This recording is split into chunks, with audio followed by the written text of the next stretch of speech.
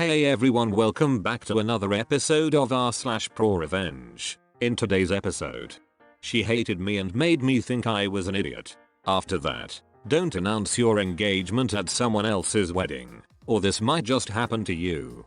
Finally, my revenge story almost killed a man. Before we get into today's episode, remember to subscribe so you never miss another episode of r/ProRevenge. She hated me and made me think I was an idiot.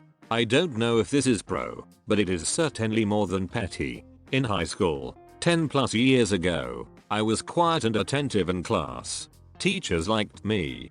I wasn't popular, but I had good friends. I say all this to explain that high school was relatively calm for me. I played sports, was on the student newspaper, and got decent grades. However, that all changed my second semester junior year. I've always been a voracious reader. My freshman English teacher recommended I move up to the honors English track, so I did for freshman, sophomore, and the first half of junior year. Then I was put into classical literature my second semester junior year. I've always loved Greek and Roman stories, and had already read your typical high school classical reading list on my own. I didn't mind reading them again until I met Ms. Umbridge. She put on a sweet facade, but she was downright evil. She also decided she hated me. I still do not know why, or what transgression I committed, but she hated me. I assume it was my habit of sometimes nodding off in classes.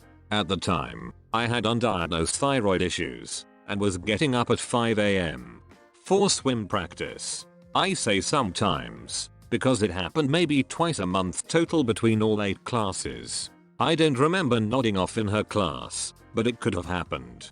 Anyways, her class was 50% essays, written reports. The rest were random quizzes and a couple tests. I was on the student newspaper, and I was a decent writer. I wasn't worried about maintaining a B or up. We wrote our first paper, and I got a D. I was shocked. The only class I struggled in was chemistry, and still my lowest assignment grade was a C. After class, I asked Ms. Umbridge what I did wrong, because her notes were minimal. She told me my assessment of the material was uninspired. Okay, can you direct me to an example of an inspired assessment? Come back during study hall.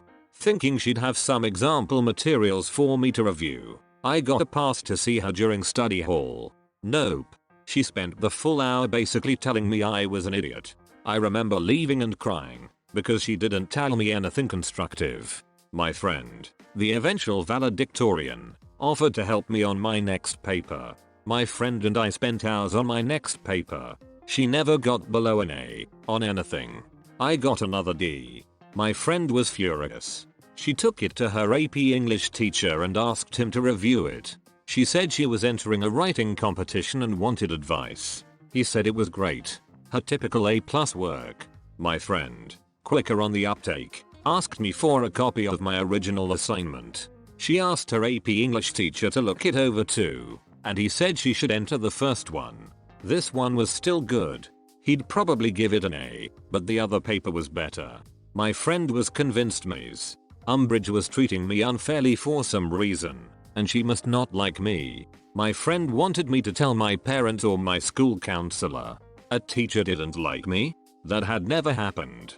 Sure, they didn't all love me, but none had actively disliked me. I decided I'd try one more time, but this time get Ms. Umbridge to help me. Despite the previous horrors of spending study hall with Ms. Umbridge, I went to her office during study hall 3 times before the next paper was due. She reviewed the paper and gave me tips on revising it each time. She did this in red pen. I took notes. By the time the next paper was due, I had 3 revised versions with her notes in red ink on each one. I got a D+. She smirked and congratulated me on my improvement. Itch. I was done. My friend was right. This itch had it out for me and was giving me 8 grades on purpose. I'm a laid-back person, but I was pissed. Never before been this pissed. I took my paper to my newspaper teacher.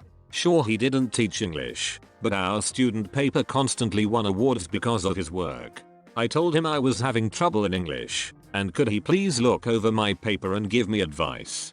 He was a little confused as to why I didn't ask my English teacher, but he did it.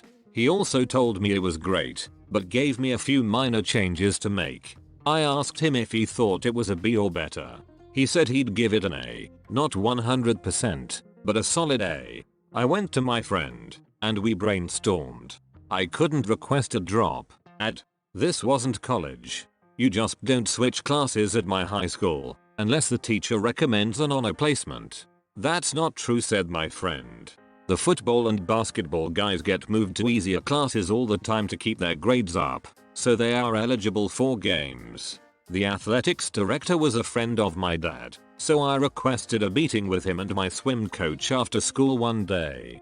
I told them I was in danger of losing my eligibility to swim because I was pulling a D in a class. I wanted to move classes, but I knew I'd need approval from administration, which I wouldn't get without a good reason.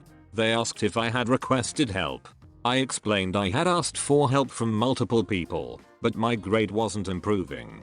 I didn't know what to do. They asked to see my papers. I sat while they read them. They both looked at me confused. Neither of them could understand how those papers were worth only a D. The student VP was brought in. He asked to help me. I explained my friend. He knew who she was, again future valedictorian, and she had even asked her AP English teacher to look it over for advice. I had also asked my newspaper teacher to help me. Student VP asked if I had ever actually asked my teacher for help. I smiled and handed him the 3 revised versions of paper number 3 with Ms. Umbridge's red ink all over them. He frowned. AP English teacher and my newspaper teacher were pulled into the meeting. They were each asked to grade the papers. All 3 papers got an A, or better. While this was going on, my dad was called in by the athletics director. My dad was pissed. He demanded I be moved to another class, and that Ms. Umbridge be put under review. Clearly, she wasn't grading students on their work, but on her own personal opinions. The school administration obviously bristled at the accusation that a teacher was treating students unfairly. A lot of arguing that I wasn't allowed to sit on occurred in the VP's office. I could hear plenty of yelling as 6 adult men argued over the appropriate next steps. It was decided that myself, my dad, VP, and athletics director would have a meeting with Ms. Umbridge. The following morning before school we all met. Ms. Umbridge seemed to think she was going to get to tell everyone why I was so stupid. VP explained that if I maintained a D in her class, I would lose my extracurricular eligibility, and we were all meeting to discuss what to do. She smirked and said I should be moved to the non-honors English track, and I had no business being in honors English. I didn't have the aptitude to understand the complex classical literature they were studying, and I probably would need a tutor to even get through basic English. I've never seen my father so red, and I half expected to see steam come out of his ears. VP asked why she didn't try to help me improve. She said it was up to students to put in the initiative to get better. VP asked if that meant I had never asked her for help. She said I had not. VP then pulled out the 3 revised versions of paper number 3 and handed them to Ms. Umbridge. Now it was her turn to be read. She called me a liar and said those notes weren't hers. Things got heated, and I was asked to leave again. I sat outside the office. This time the secretary was there, and we both heard us shouting. School was set to start in 30 minutes, and they were all just shouting. Then AP English teacher and newspaper teacher were called in again. More shouting.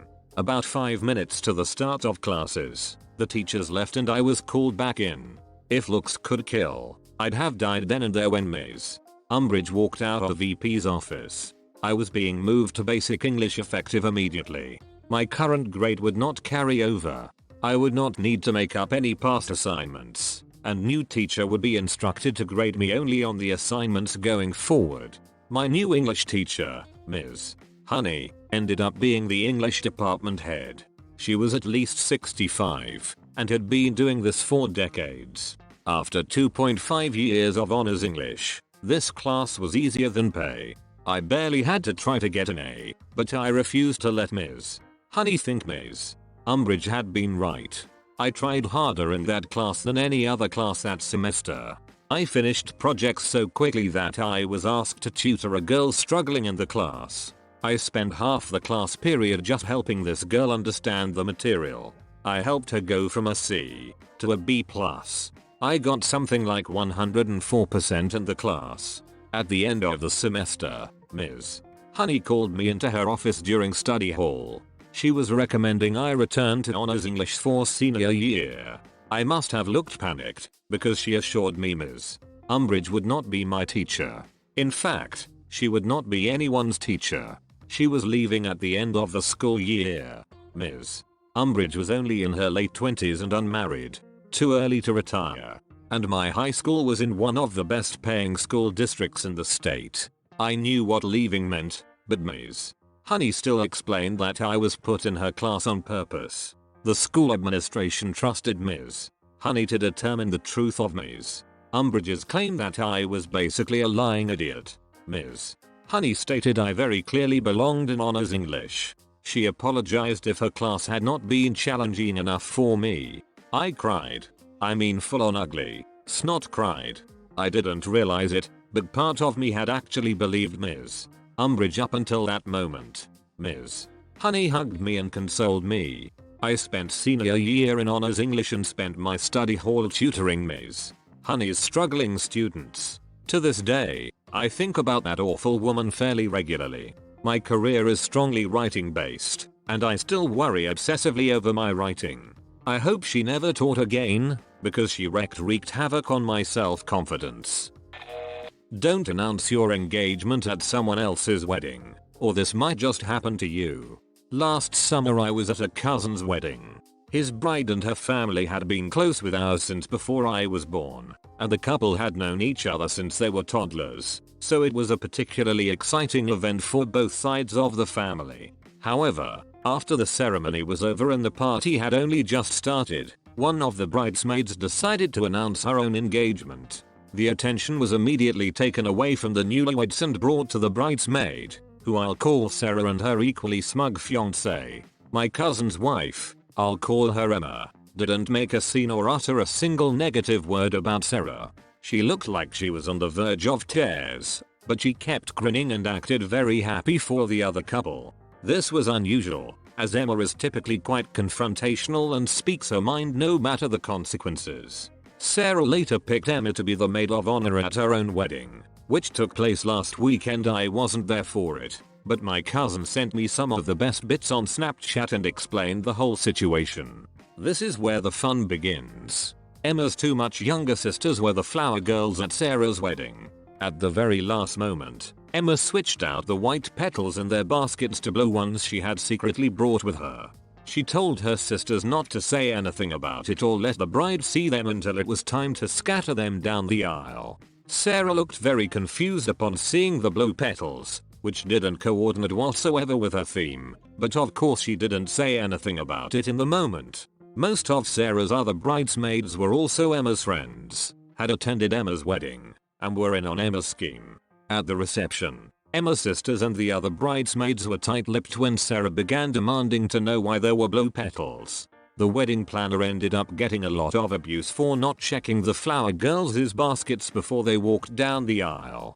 Finally, it was time for the speeches. The speeches took place in front of a massive screen, displaying a loop of photos with Sarah and her husband, which had been compiled by Emma. Emma took the remote that controlled the presentation screen, and at first she showed some pre-approved humorous photos of Sarah with Emma and other friends to facilitate a couple light-hearted jokes. Then, at the very end, Emma said to Sarah that she must be wondering why there were blue petals instead of the white ones originally planned. That was when Emma displayed the last slide from her presentation. Emma announced in front of everyone that she was 5 months pregnant, and that she just discovered the baby was a boy, hence the blue petals. The last slide? Her ultrasound picture.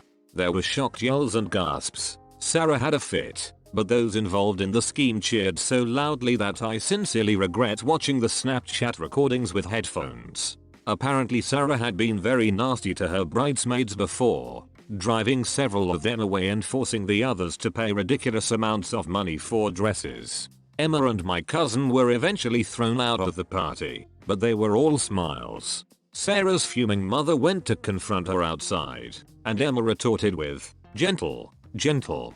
I'm pregnant." I reckon Sarah doesn't speak to the majority of those bridesmaids anymore. My revenge story almost killed a man. About 3 years ago, I was working in a pretty big factory. They hired through 5 different temp services, so the place was pretty much like a revolving door. People came and left without any warning. Sometimes it was hard just to find a familiar face. So when someone started stealing my lunches, everyone became a suspect. After falling victim to the Lunchbox Bandit for a week straight, I'm talking about 6 12-hour days with no lunch. Needless to say, the frustration spawned several evil plans, but I felt the Carolina Reaper would give me the fastest and most effective results. All I know is people were gonna think twice before stealing lunches. I spent all night making the best steak fajitas for lunch the next day. I finally minced the Reaper peppers into a nice pico de gallo and topped my devil fajitas off.